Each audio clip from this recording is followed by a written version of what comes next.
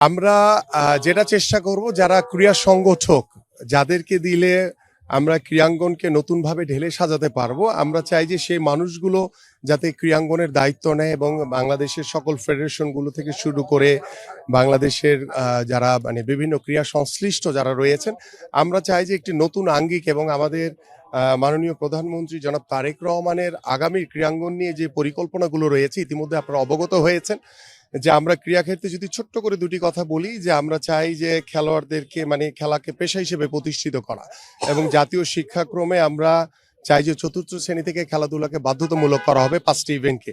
এই বিষয়গুলোকে নিয়েই আমরা শুরুতেই কাজ করব এবং আমরা চাই যে ক্রীড়াঙ্গন হোক রাজনৈতিক মুক্ত, দলীয়করণ মুক্ত এবং সেটাকে করার জন্য আমরা একবারে রাতারাতি পরিবর্তন করতে পারবো না, বাট আমরা স্টার্টটা করতে চাই আস্তে আস্তে। ইনশাল্লাহ আমরা একটি ভালো ক্রীড়াঙ্গন এবং ক্রীড়াঙ্গনের মাধ্যমে যাতে আগামী বাংলাদেশের যাতে রাজনীতিতে একটি গুণগত পরিবর্তন আসে সেটার বিষয়ে আমি সর্বাত্মকভাবে চেষ্টা করব। বেশ কয়েকজন খেলোয়াড় রাজনৈতিক দলের সাথে সম্পৃক্ত ছিল, সংসদ সদস্য ছিল, তাদের বিষয়ে আপনার সিদ্ধান্ত কি?